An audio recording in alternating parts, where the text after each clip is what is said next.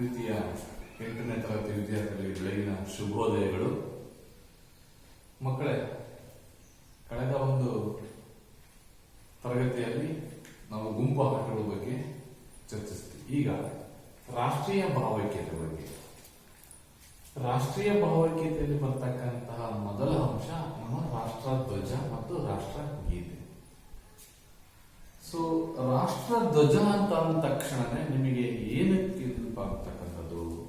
ಯಾವುದರ ಒಂದು ಸಂಕೇತ?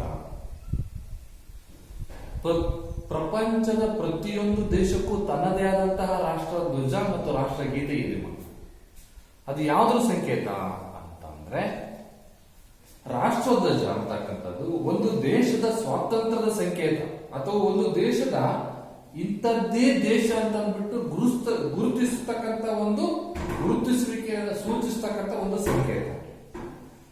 ಹಾಗಾದ್ರೆ ನಮಗೆ ಈ ರಾಷ್ಟ್ರಧ್ವಜ ಅಂತಕ್ಕಂಥದ್ದು ಹೇಗೆ ಬಂತು, ಯಾವ ರೀತಿ ಬಂತು, ಎಂದು ಬಂತು ಅಂತಕ್ಕಂಥದ್ದನ್ನು ನಾವು ಸ್ವಲ್ಪ ಹಿನ್ನೆಲೆ ಅಥವಾ ಇತಿಹಾಸವನ್ನ ನಾವು ತಿಳಿಯೋದಾದ್ರೆ, ಮಕ್ಕಳೇ, ನಮ್ಮ ದೇಶ 1947 ಆಗಸ್ಟ್ 15ರಂದು ನಮಗೆ ಸ್ವಾತಂತ್ರ್ಯ ಆದರೂ ಸಮೇತ ಅದಕ್ಕಿಂತ ಪೂರ್ವದಲ್ಲಿ ರಾಷ್ಟ್ರಧ್ವಜ ಇದ್ದಿಲ್ವೇ ಅಥವಾ ಚಿಹ್ನೆಗಳು ಇದ್ದಿಲ್ವಾ ಅಂತಕ್ಕಂಥ ನೋಡೋದಾದ್ರೆ,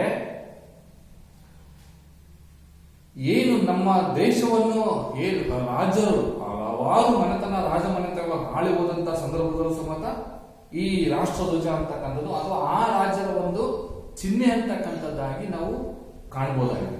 ಫಾರ್ ಎಕ್ಸಾಂಪಲ್, ಉದಾಹರಣೆ ಹೇಳೋದಾದ್ರೆ, ಶಿವಾಜಿ ಹೆಸರು ಕೇಳಿರ್ಬೋದು ನೀವು. ಸೊ ಶಿವಾಜಿಯ ಧ್ವಜ ಅಂತಕ್ಕಂಥದ್ದು ಅಥವಾ ಜೆಂಡ ಅಂತಕ್ಕಂಥದ್ದು ಭಾಗವ ಜೆಂಡ ಅಂತ ಅಂದ್ಬಿಟ್ಟು ನೀವು ಕೇಳಿರ್ಬೋದು. ಯಾವುದು? ಶಿವಾಜಿಯ ಒಂದು ಭಾಗವ.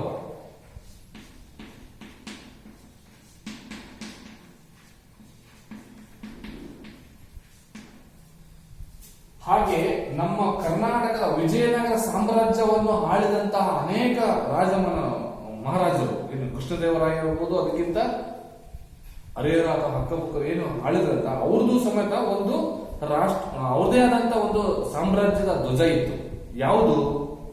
ವರಾಹ ಅಂತಕ್ಕಂಥದ್ದು. ಏನ್ ಹೇಳಿದ್ರು? ವಿಜಯನಗರ ಸಾಮ್ರಾಜ್ಯ ಸಮೇತ ವರಾಹ ಅಂತಕ್ಕಂಥದ್ದು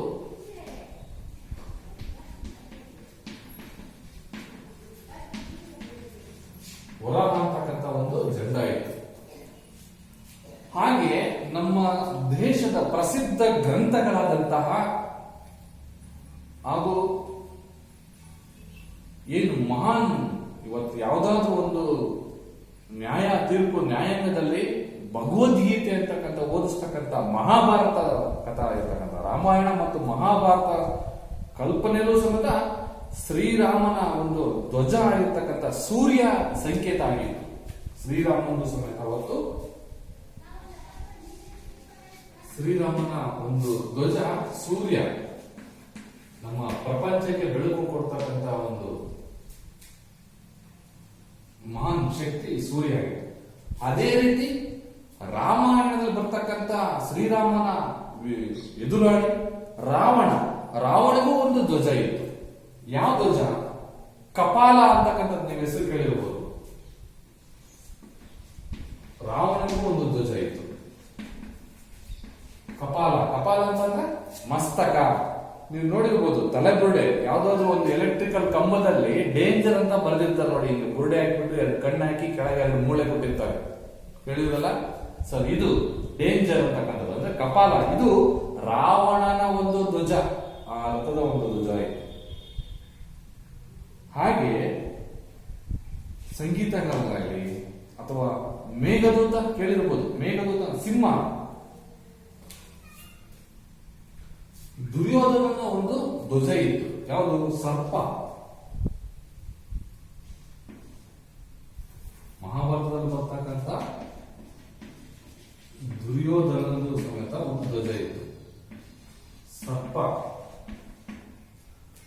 ಹಾಗೆ ಅರ್ಜುನನ ಒಂದು ತೇರಿಗೆ ಅಥವಾ ರಥಕ್ಕೆ ಅವನಿಗೋದಂತ ಒಂದು ಧ್ವಜ ಇತ್ತು. ಮಧ್ಯಮ ಪಾಂಡವ ಅಂತ ಹೇಳ್ತಾರಲ್ಲ ಅರ್ಜುನ. ಯಾವ ಧ್ವಜ? ಕಪಿ. ಮಂಗ. ಆಂಜನೇಯನ ಒಂದು ಕಪಿ ಅಥವಾ ಮಾರುತಿ.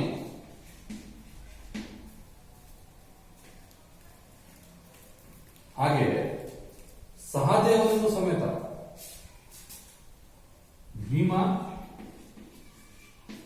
ಭೀಮನಿಗೆ ಯಾವ್ದಿತ್ತಪ್ಪ ಅಂತ ಸಿಂಹ ಇತ್ತು. ಸಹದೇವ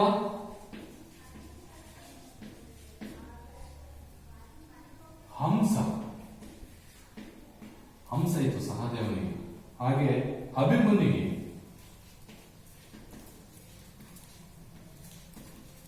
ಯಾರು? ಅರ್ಜುನನ ಮಗ. ಸೊ ಈತರಿಗೂ ಸಮೇತ ಒಂದಿತ್ತು ಸಾರಂಗ. ಏನು ಸಾರಂಗ ಅಂದ್ರೆ? ಸಾರಂಗ ಅಂತ ಅಂದ್ಬಿಟ್ಟು ಒಂದು ಪ್ರಾಣಿ, ಆ ಪ್ರಾಣಿ ಹೆಸರು ಬೇರೆ ಯಾವ್ದಲ್ಲ, ಜಿಂಕೆ ಅಂತ ಏನ್ ಕರೀತಾರಲ್ಲ, ಡಿ ಇರಲ್ಲ. ಸೊ ಅದು ಈಗ ನೋಡಿ ಮಕ್ಕಳೇ, ರಾಷ್ಟ್ರ ಧ್ವಜ ಅಂತಕ್ಕಂಥದ್ದು ಸುಮಾರು ಒಂದು ಹಿನ್ನೆಲೆಯನ್ನು ಹೊಂದಿದೆ, ಇತಿಹಾಸವನ್ನು ಹೊಂದಿದೆ. ನಮ್ಮ ದೇಶವನ್ನು ಆಳಿರ್ತಕ್ಕಂತಹ ಮಹಾನ್ ರಾಜಮನೆತನದಿಂದಲೂ ಸಮೇತ ನಾವು ತನ್ನದೇ ಆದ, ಯಾಕಪ್ಪ ಅಂತಂದ್ರೆ ಇವರು ಗಡಿಯನ್ನ, ಒಂದು ದೇಶವನ್ನ, ಸಂಕೇತವನ್ನು ಗುರುತಿಸಲಿಕ್ಕೆ ಶಿವಾಜಿಯಿಂದ ಹಿಡಿದು ಒಟ್ಟು ವಿಜಯನಗರ ಸಾಮ್ರಾಜ್ಯ ಆಗಲಿ, ಶ್ರೀರಾಮ ಆಗಲಿ, ರಾವಣ ಆಗಲಿ, ದುರ್ಯೋಧನ, ಅರ್ಜುನ, ಮಹಾಭಾರತದಲ್ಲೂ ಸಮೇತ ಒಂದು ಇತಿಹಾಸ ಇದೆ. ಹಾಗೆ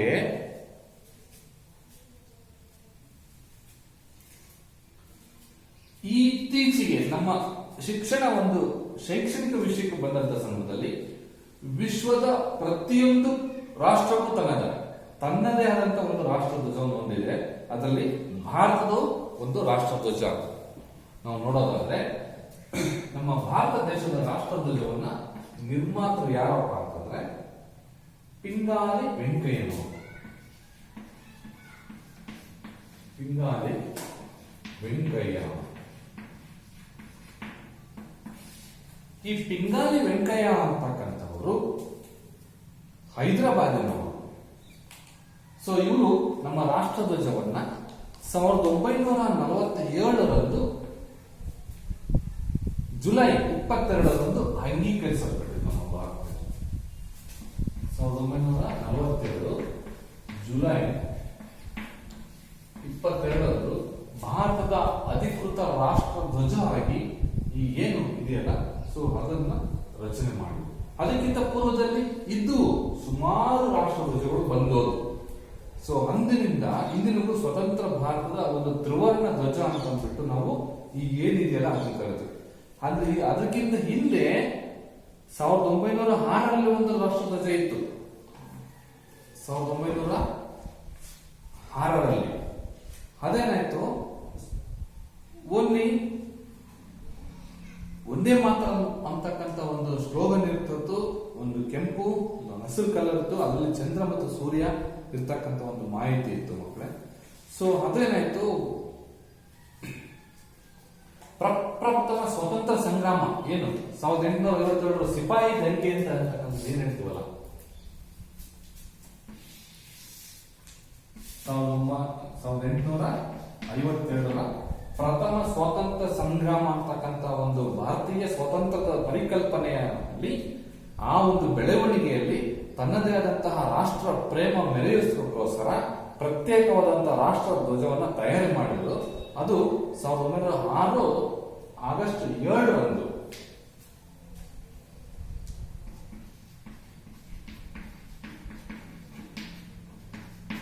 7 ಕಲ್ಕತ್ತಾದ ಪಾರ್ಸಿಗಾಬಾಗ್ನ ಚೌಕದಲ್ಲಿ ಆರೋಹಣವಾಯಿತು ಪ್ರಪ್ರಥಮ ಬಾರಿಗೆ ಆ ಒಂದು ರಾಷ್ಟ್ರ ಧ್ವಜ. ಆ ರಾಷ್ಟ್ರ ಧ್ವಜ ಬೇರೆ ಯಾವುದನ್ನು ಮಕ್ಕಳೇ, ಸೊ ಈ ರಾಷ್ಟ್ರ ಧ್ವಜ 1906. ಸೊ ನಂತರ ಈ ಒಂದು ರಾಷ್ಟ್ರ ಧ್ವಜ ಕೋಲ್ಕತ್ತಾದ ಪಾರ್ಸಿಗಾಬಾಗ್ನಲ್ಲಿ ಆ ಒಂದು ಚೌಕದಲ್ಲಿ ಆರೋಹಣಗೊಳಿಸಿದಂತ ಸಂದರ್ಭದಲ್ಲಿ ಆ ರಾಷ್ಟ್ರ ಧ್ವಜ ಮಧ್ಯದಲ್ಲಿ ಒಂದೇ ಮಾತರಂ ಎಂತಕ್ಕಂತ ಒಂದು ವಾಕ್ಯವನ್ನು ಬರೆಯಲಾಗಿದೆ. ಒಂದೇ ಮಾತರಂ ಅಂತಕ್ಕಂಥ ಒಂದು ವಾಕ್ಯವನ್ನು ಬರೆಯಲಾಗಿತ್ತು. ನಂತರ 1907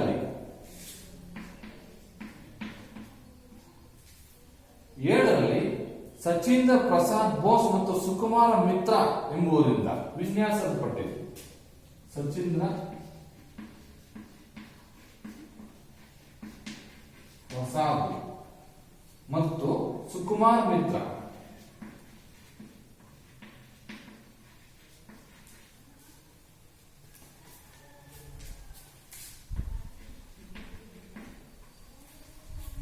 1852ರಲ್ಲಿ ಸಿಪಾಯಿ ದಂಗೆ ನೇತೃತ್ವದಲ್ಲೇ ಒಂದು ಪ್ರೋತ್ಸಾಹನ ಪಡೆದು ರಾಷ್ಟ್ರ ಪ್ರೇಮ ಮೆರೆಯೋದಕ್ಕೋಸ್ಕರ ರಾಷ್ಟ್ರಧ್ವಜಕ್ಕೆ ಒಂದು ಅಲ್ಲಿ ಬುನಾದಿ ಅಂತಕ್ಕಂಥದ್ದು ಅಡಿಪಾಯ ಅಂತಕ್ಕಂಥದ್ದು ಸಿಕ್ತಿ ಇಲ್ಲಿ. ಆದ್ರೆ 1906ರಲ್ಲಿ ಆಗಸ್ಟ್ 7ರಂದು ಒಂದೇ ಮಾತ್ರ ಮಧ್ಯದಲ್ಲಿರ್ತಕ್ಕಂಥ ಒಂದು ರಾಷ್ಟ್ರಧ್ವಜ ಅಧಿಕೃತವಾಗಿ ಬಂತು. ಅದ ನಂತರ ಮತ್ತೆ ಪುನಃ ಅದಕ್ಕೆ ಮನ್ನಣೆ ಸಿಗಲಿಲ್ಲ. 1907ರಲ್ಲಿ ಸುಚೇಂದ್ರ ಪ್ರಸಾದ್ ಮತ್ತು ಸುಕುಮಾರ ಮಿತ್ರ ಅವರಿಂದ ವಿನ್ಯಾಸಗೊಳಿಸಲ್ಪಟ್ಟಂತಹ ರಾಷ್ಟ್ರಧ್ವಜವನ್ನ ಮೇಡಮ್ ಕಾಮಾ ಅವರು ಇತರೆ ಕ್ರಾಂತಿಕಾರರು ಆರೋಹಣಗೊಳಿಸಿದ್ರು. ಮೇಡಮ್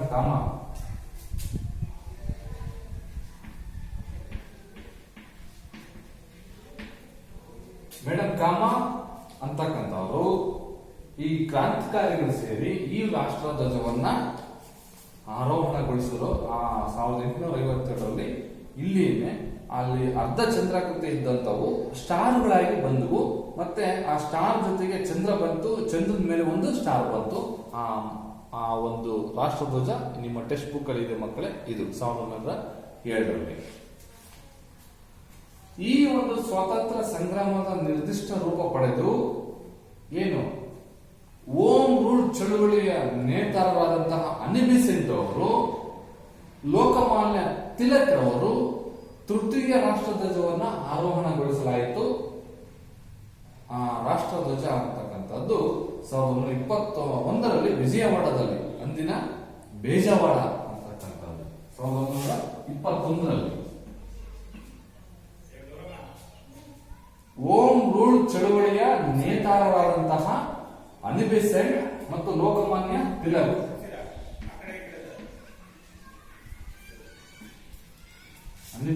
ಮತ್ತು ಲೋಕಮಾನ್ಯ ತಿಲಕ್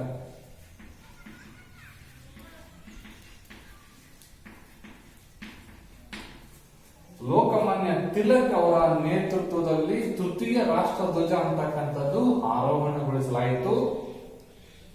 ಅಖಿಲ ಭಾರತೀಯ ರಾಷ್ಟ್ರೀಯ ಕಾಂಗ್ರೆಸ್ ಸಮಿತಿಯ ಅಧ್ಯಕ್ಷರಾದಂತಹ ಸಂದರ್ಭದಲ್ಲಿ ನಮ್ಮ ರಾಷ್ಟ್ರಪಿತರು ಮಹಾನ್ ಮೇಧಾವಿಗಳು ಆಗಿರ್ತಕ್ಕಂತಹ, ಪ್ರತಿಯೊಂದು ಕ್ಷೇತ್ರದಲ್ಲಿ ತನ್ನದೇ ಆದಂತಹ ಛಾಪನ್ನು ಮೂಡಿಸುವ, ಹಳ್ಳಿಯಿಂದ ದಿಲ್ಲಿವರೆಗೂ ಅವರ ಹೆಸರು ಇವತ್ತು ಸಮೇತ ಇನ್ನು ಸಾವಿರಾರು ಶತಮಾನಗಳ ಕಾಲ ಇಡೀ ಪ್ರಪಂಚದಂತ ಗಾಂಧಿ ಅಂದ್ರೆ ಯಾರು ಅಂತ ಆ ಮಹಾತ್ಮ ಗಾಂಧಿ, ಆ ಪುಣ್ಯಾತ್ಮನ ಒಂದು ಅವರವರಿಗೆ ವೆಂಕಯ್ಯನವರು ಹಸಿರು ಕೆಂಪು ಪಟ್ಟಿ ಮತ್ತು ನೂಲುವ ಚರಕ ಇರತಕ್ಕಂಥ ಧ್ವಜವನ್ನು ಅರ್ಪಿಸಿದರು.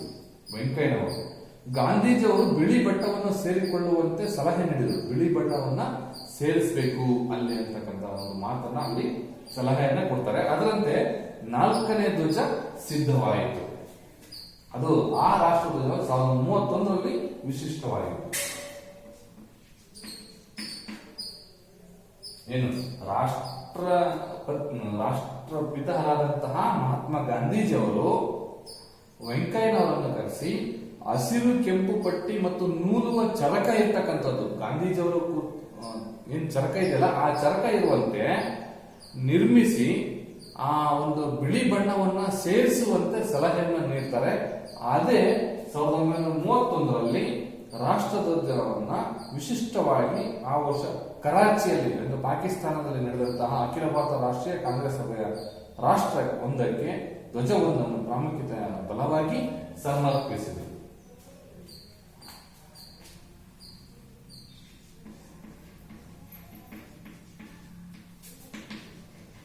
ಚರಕವನ್ನು ನೂಲುವ ನೂಲುವ ಚರಕ ಇರ್ತಕ್ಕಂಥ ಒಂದು ರಾಷ್ಟ್ರಧ್ವಜ ರಚನಾ ಸಮಿತಿ ರಚಿಸಲಾಯಿತು. ಆ ಒಂದು ಚರಕದಲ್ಲಿ ಈ 1931ರಲ್ಲಿ ಅಖಿಲ ಭಾರತ ರಾಷ್ಟ್ರೀಯ ಕಾಂಗ್ರೆಸ್ ಸಮಿತಿಯ ಪುನಃ ಸಭೆ ಸೇರಿ ಧ್ವಜದಲ್ಲಿರ್ತಕ್ಕಂಥ 3 ಬಣ್ಣಗಳಿಂದ ಕೂಡಿದ ಮಧ್ಯ ಚರಕ ಇರತಕ್ಕಂಥ ಹೊಂದಿರಬೇಕು ಎಂದು ತೀರ್ಮಾನಿಸಿತು. ಇದು 3 ಸಮಗಾತ್ರದ ಪಟ್ಟಿಗಳನ್ನು, ಮೇಲಿನ ಪಟ್ಟಿ ಕೇಸರಿ ಬಣ್ಣನೇ ಇರಬೇಕು, ಕೆಳಗಿನ ಪಟ್ಟಿ ಹಸಿರು ಬಣ್ಣನೇ ಇರಬೇಕು, ಮಧ್ಯದಲ್ಲಿ ಬಿಳಿ ಬಣ್ಣ ಹೊಂದಿರತಕ್ಕಂತಹ ಒಂದು ಕೇಸರಿ ಬಿಳಿ ಹಸಿರು ಇರ್ತಕ್ಕಂಥ 31ರಲ್ಲೇ ಬಂತು ನೋಡಿ.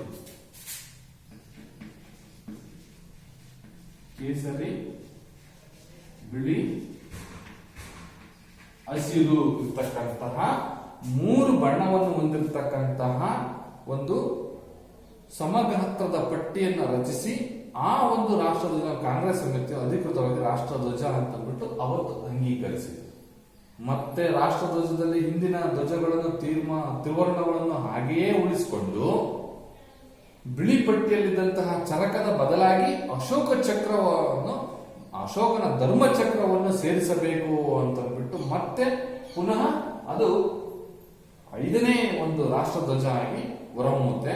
ಅದು ಕೇಸರಿ ಬಿಳಿ ಹಸಿರು ಬಣ್ಣವನ್ನು ಹಾಗೆ ಉಳಿಸಿ ಆ ಬಿಳಿ ಪಟ್ಟಿಯಲ್ಲಿರ್ತಕ್ಕಂತಹ ಒಂದು ಬಣ್ಣದಲ್ಲಿ ಸಾರನಾಥದ ಸ್ತಂಭದಲ್ಲಿರ್ತಕ್ಕಂಥ ಅಶೋಕ ಮಹಾರಾಜರ ಒಂದು ಚಕ್ರವನ್ನು ಅಲ್ಲಿ ತ್ರಿವರ್ಣ ಧ್ವಜದ ನಡುಮಧ್ಯದಲ್ಲಿ ಸೇರಿಸಲಾಯಿತು. ಅಂದೇ ಜುಲೈ 22, 1942 ಸ್ವತಂತ್ರ ಭಾರತದ ರಾಷ್ಟ್ರ ಧ್ವಜ ಅಂತ ಅಂದ್ಬಿಟ್ಟು ತೀರ್ಮಾನಿಸಲಾಯಿತು. ಅಂದಿನಿಂದ ಇಂದಿನವರೆಗೂ ಸಮೇತ ಏನು 16ರಲ್ಲಿ ವೆಂಕಯ್ಯನವರು ಈಗಿನ ಆಂಧ್ರ ಪ್ರದೇಶದವರು ಸುಮಾರು 30 ಮಾದರಿಯ ರಾಷ್ಟ್ರಗಳನ್ನು ನಿರ್ಮಿಸಿ ಮನಜಾತ ಮಕು ಇರತಕ್ಕಂತಹ ಒಂದು ಪುಸ್ತಕದಲ್ಲಿ ಪ್ರಕಟಿಸಿದಂತಹ ಈ ಒಂದು ರಾಷ್ಟ್ರಧ್ವಜ ವೆಂಕಯ್ಯನವರು 16ರಲ್ಲೇ ಅವರು ನಿರ್ಮಾಣ ಮಾಡಿದರು.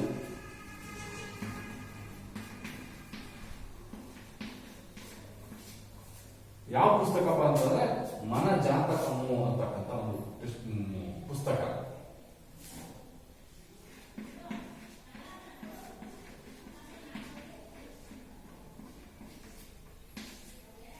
ಆ ಒಂದು ಪುಸ್ತಕದಲ್ಲಿ ಪ್ರಕಟಿಸಿದರು. ಸೊ ಅಂದಿನಿಂದ ಹಿಂದಿನವರೆಗೂ ಸಮೇತ ಕೇಸರಿ ಬಿಳಿ ಹಸಿರು ಬಣ್ಣದಲ್ಲಿರ್ತಕ್ಕಂಥ ಮತ್ತು ಧರ್ಮಚಕ್ರ ಇರ್ತಕ್ಕಂಥ ಒಂದು ರಾಷ್ಟ್ರಧ್ವಜವಾಗಿ ಹೊರಹೊಮ್ಮಿತು ಮಕ್ಕಳೇ. ಇದು ನಮ್ಮ ದೇಶದ ರಾಷ್ಟ್ರಧ್ವಜ. ಹಾಗಾದ್ರೆ ಕೇಸರಿ ಬಣ್ಣ ಏನನ್ನು ಸೂಚಿಸುತ್ತದೆ?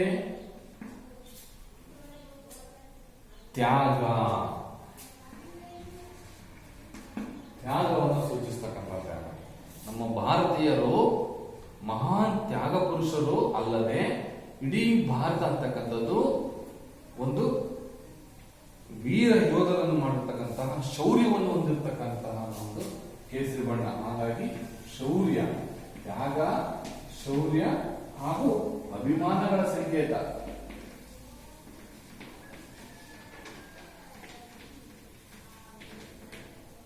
ತ್ಯಾಗ, ಶೌರ್ಯ, ಅಭಿಮಾನಗಳ ಸಂಕೇತ ಸೂಚಿಸ್ತಕ್ಕಂಥದ್ದೇ ಕೇಸರಿ ಬಣ್ಣ ಮಕ್ಕಳೇ. ಸೊ ಹೀಗೆ ಕೇಸರಿ ಬಣ್ಣದ ಒಂದು ಅಂಶವನ್ನ ಕೂಡಿರ್ತದೆ. ತ್ಯಾಗ, ಶೌರ್ಯ ಮತ್ತು ಅಭಿಮಾನಗಳ ಸಂಕೇತ. ನೆಕ್ಸ್ಟ್ ಬಣ್ಣ ಇದು ಫಸ್ಟ್ ಬಣ್ಣ. ಸೆಕೆಂಡ್ ಇರ್ತಕ್ಕಂಥದ್ದು ಬಿಳಿ ಬಣ್ಣ. ಬಿಳಿ ಅಂತಕ್ಕಂಥದ್ದು ಯಾವುದು ಸಂಕೇತ ನೋಡಿ? ಪ್ರತಿಯೊಬ್ಬ ಡಾಕ್ಟರ್ ಆಗಿರ್ಲಿ, ನರ್ಸ್ ಅಂತಕ್ಕಂಥದ್ದಾಗಿರ್ಲಿ, ಎಲ್ಲರೂ ಸಮೇತ ಒಂದು ಬಿಳಿ ಉತ್ಸವವನ್ನು ಯಾಕೆ? ಶಾಂತಿ, ಸತ್ಯ, ಶಾಂತಿಯಿಂದ ಕೂಡಿರ್ಬೇಕು, ಸತ್ಯದಿಂದ ಗುರುತಿಸ್ಬೇಕು. ಪ್ರಜಾಪ್ರಭುತ್ವ, ಬ್ರಹ್ಮಪುರ, ಈಶ್ವರಿ ಅದ್ರ ಜೊತೆ ಪರಿಶುದ್ಧತೆ ಇರಬೇಕು. ಪರಿಶುದ್ಧತೆಯ ಸಂಕೇತ ನೋಡಿ ಮಕ್ಕಳೇ. ಕೇಸರಿ ಬಣ್ಣ ಅಂತಕ್ಕಂಥದ್ದು ತ್ಯಾಗ, ಶೌರ್ಯವನ್ನ ಹಾಗೂ ಅಭಿಮಾನಗಳ ಸಂಕೇತವನ್ನು ಸೂಚಿಸಿದರೆ, ನಮ್ಮ ಬಿಳಿ ಬಣ್ಣ ಅಂತಕ್ಕಂಥದ್ದು ಶಾಂತಿ, ಪರಿಶುದ್ಧತೆ ಮತ್ತು ಸತ್ಯವನ್ನು ಸೂಚಿಸ್ತಕ್ಕಂಥ ಒಂದು ಸಂಕೇತ ಆಗಿದೆ. ಹಾಗೆ ಹಸಿರು ಬಣ್ಣ, ಈ ಹಸಿರು ಬಣ್ಣವೂ ಸಮೇತ ಸಮೃದ್ಧಿ ಅಂತಕ್ಕಂಥದ್ದು. ಇಡೀ ನಮ್ಮ ಭಾರತ ದೇಶ ಅಂತಕ್ಕಂಥದ್ದು 3 ಕಡೆ ನೀರಿದ್ದು 1 ಕಡೆ ಭೂಮಿ ಇರ್ತಕ್ಕಂಥ ಒಂದು ಪರ್ಯಾಯ ದ್ವೀಪ ಇರೋದ್ರಿಂದ ಇಡೀ ಭಾರತ ದೇಶದಲ್ಲಿ ಎಲ್ಲಾ ಕ್ಷೇತ್ರಕ್ಕಿಂತ ಕೃಷಿ ಕ್ಷೇತ್ರ ಅಂತಕ್ಕಂಥದ್ದು ನಂಬರ್ 1 ಸ್ಥಾನದಲ್ಲಿದೆ. ಕೃಷಿ ಅಂತ ಅಂದ್ರೆ ನೀವು ಹಚ್ಚ ಹಸಿರಿಂದ ಕೂಡಿರ್ತಕ್ಕಂಥ ರೈತಾಪಿ ವರ್ಗದವರು ಜಾಸ್ತಿ ಇರೋದ್ರಿಂದ ಇಲ್ಲಿ ಸಮೃದ್ಧಿಯ ಸಂಕೇತ. ಹಸಿರು ಅಂತಕ್ಕಂಥದ್ದು ಸಮೃದ್ಧಿಯ ಸಂಕೇತ. ಮತ್ತೆ ಪ್ರಾಮಾಣಿಕತೆ ಇರಬೇಕು. ಪ್ರಾಮಾಣಿಕತೆ ಮತ್ತು ಚೈತನ್ಯದ ಸಂಕೇತ. ಎಲ್ಲದರಲ್ಲೂ 3 ಪಾಯಿಂಟ್ ಬರ್ತದೆ ಮಕ್ಕಳೇ. ಆ ಪಾಯಿಂಟ್ಗಳನ್ನು ನೀವು ನೆನ್ಪಿಡ್ಕೋಬೇಕು. ಕೇಸರಿ ಬಣ್ಣ ತ್ಯಾಗ ಮತ್ತು ಶೌರ್ಯ ಹಾಗೂ ಅಭಿಮಾನಗಳ ಸಂಕೇತ. ಅಂದ್ರೆ ತ್ಯಾಗ, ಶೌರ್ಯ, ಅಭಿಮಾನಿಗಳ ಅಭಿಮಾನದ ಒಂದು ಸಂಕೇತ ಕೇಸರಿ ಬಣ್ಣ ಸೂಚಿಸಿದ್ರೆ, ಅದೇ ಬಿಳಿ ಬಣ್ಣ ಶಾಂತಿ, ಪರಿಶುದ್ಧತೆ ಮತ್ತು ಸತ್ಯದ ಸಂಕೇತ. ಶಾಂತಿ, ಪರಿಶುದ್ಧತೆ, ಸತ್ಯದ ಸಂಕೇತ ಆಗಿರುತ್ತೆ. ಹಾಗೆ ಹಸಿರು ಬಣ್ಣ ಅಂತಕ್ಕಂಥದ್ದು ಸಮೃದ್ಧಿ, ಬಹಳ ವಿಶಾಲವಾದ ಹಚ್ಚ ಹಸಿರಿಂದ ಕೂಡಿರ್ತಕ್ಕಂಥ ನಮ್ಮ ಕೃಷಿ ಕ್ಷೇತ್ರ ಆಗಿರೋದ್ರಿಂದ ಸಮೃದ್ಧಿಯನ್ನ ಕೂಡಿರ್ತದೆ. ಜೊತೆಗೆ ಪ್ರಾಮಾಣಿಕತೆಯನ್ನ, ನಾವು ಯಾವಾಗಲೂ ಚೈತನ್ಯವನ್ನು ಕೂಡಿರ್ತಕ್ಕಂಥ 3 ಅಂಶವನ್ನು ಕೂಡಿರ್ತಕ್ಕಂಥ. ಸರಿ, ಹಾಗಾದ್ರೆ ಕೇಸರಿ ಬಿಳಿಗೆ ಹಸಿರು ಆಯ್ತು. ಆ ಬಿಳಿ ಮಧ್ಯದಲ್ಲಿರ್ತಕ್ಕಂತಹ ಒಂದು ಚಕ್ರ ಇದೆ, ಆ ಧರ್ಮ ಚಕ್ರ.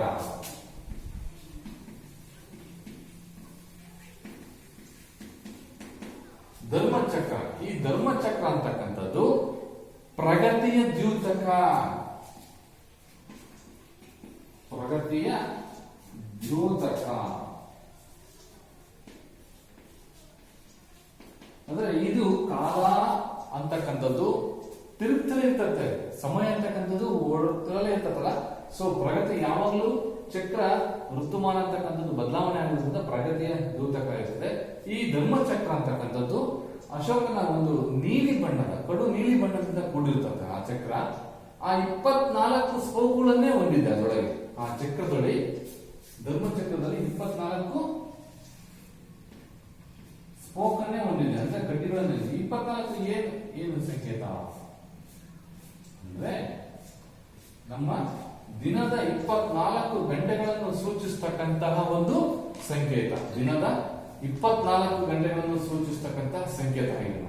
ದಿನದ 24 ಗಂಟೆಗಳನ್ನು ಅಂದ್ರೆ ಸಮಯವನ್ನು ಸೂಚಿಸ್ತಕ್ಕಂಥದ್ದು.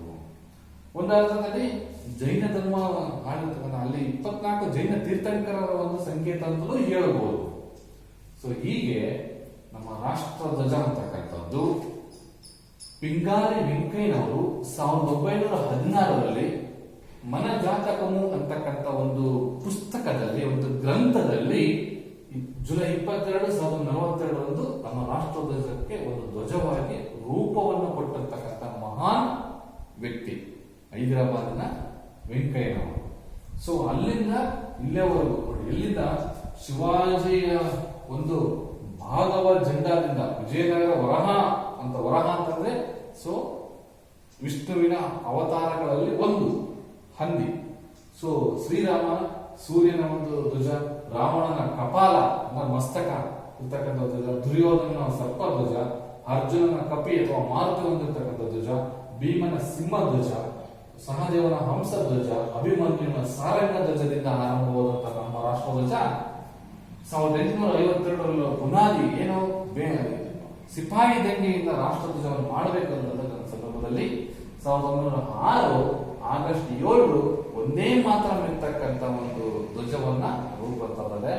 ನಂತರ ಅದು 1907ರಲ್ಲಿ ಸಚೀಂದ್ರ ಪ್ರಸಾದ್ ಮತ್ತು ಸುಕುಮಾರ್ ಮಿತ್ರ ಅವರಿಂದ ಮೇಡಮ್ ಕಾಮ ಅವರಿಂದ ರಚಿತವಾದಂತಹ ಧ್ವಜ ಆಗಿ ಮಾಡ್ಬಿಡುತ್ತೆ.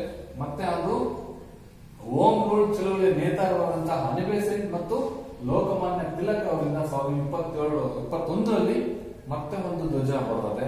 ಅದನ್ನು ಮತ್ತೆ ಮಾಡಿಫೈ ಮಾಡಿ ಪರಿಷ್ಕೃತಗೊಂಡು 1931ರ ಭಾರತೀಯ ರಾಷ್ಟ್ರೀಯ ಕಾಂಗ್ರೆಸ್ ಸಮಿತಿ ಅಧ್ಯಕ್ಷರಾದಂತಹ ಗಾಂಧೀಜಿಯವರು ನೂಲುವ ಚರಕವನ್ನು ಹೊಂದಿರಬೇಕು, ಕೇಸರಿ ಬಿಳಿ ಹಸಿರು ಬಣ್ಣವನ್ನೇ ಹೊಂದಿರಬೇಕು ಅಂತಕ್ಕಂಥ ಒಂದು ಧ್ವಜವನ್ನು ಬರ್ತದೆ.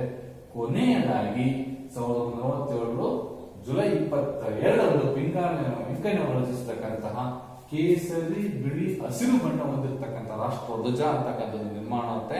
ಆ ಧ್ವಜದಲ್ಲಿ ಧರ್ಮ ಚಕ್ರ ಅಂತಕ್ಕಂಥದ್ದು, ಅಶೋಕನ ಚಕ್ರ ಅಂತಕ್ಕಂಥದ್ದು ಇಲ್ಲಿ ಸಾಬಿನ ಅಲ್ಲಿ ಬಿಳಿಯ ಒಂದು ಬಣ್ಣದಲ್ಲಿ, ಕಡು ನೀಲಿ ಬಣ್ಣದಲ್ಲಿ ಸಿಗುತ್ತೆ. ಆ ಧರ್ಮಚಕ್ರ ಪ್ರಗತಿಯ ದ್ಯೂತಕ ಆಗುತ್ತೆ. ಸೊ ಕೇಸರಿ ಬಣ್ಣ ಏನನ್ನು ಸೂಚಿಸುತ್ತದೆ ಅಂತ ಕೇಳಿದಾಗ ತ್ಯಾಗ, ಶೌರ್ಯ, ಅಭಿಮಾನಗಳ ಒಂದು ಸಂಕೇತ ಆಗಿದೆ ಮಕ್ಕಳೇ.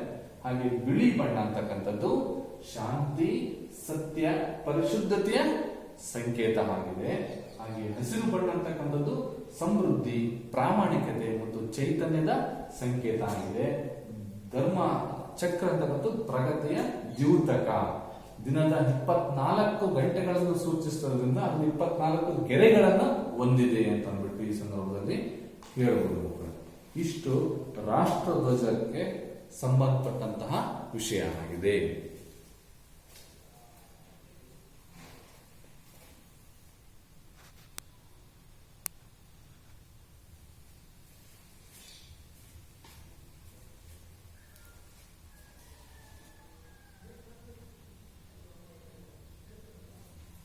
ರಾಷ್ಟ್ರಧ್ವಜ ಅಂತಕ್ಕಂಥದ್ದು ಈ ಒಂದು ವಿಷಯನ ಒಳಗೊಂಡಿದೆ ಮಕ್ಕಳೇ. ಇದರಲ್ಲಿ ಏನಾದರೂ ನಿಮಗೆ ಅರ್ಥ ಆಗಲಿಲ್ಲ ವಿಷಯನ ವಾಟ್ಸಪ್ ಮುಖಾಂತರ ಕಳಿಸಿ. ಮುಂದಿನ ಒಂದು ತರಗತಿಯಲ್ಲಿ ರಾಷ್ಟ್ರಗೀತೆಯ ಬಗ್ಗೆ ನಾವು ಅಧ್ಯಯನ ಮಾಡೋಣ. ಅದು ಸಮೇತ ರಾಷ್ಟ್ರಗೀತೆ ಅಂತಕ್ಕಂಥದ್ದು ಹ್ಯಾಂಗ್ ಬಂತು, ಅದನ್ನು ಬರ್ತಕ್ಕಂಥ ಯಾರು, ಯಾವ ಬರೆದು ಅಂತಕ್ಕಂಥ ವಿಷಯವನ್ನು ಅಧ್ಯಯನ ಮಾಡೋಣ. ಇಲ್ಲಿಗೆ ಇವತ್ತಿನ ಒಂದು ಮುಕ್ತಾಯ ಮಾಡ್ತಿದ್ದೀನಿ. ಧನ್ಯವಾದ.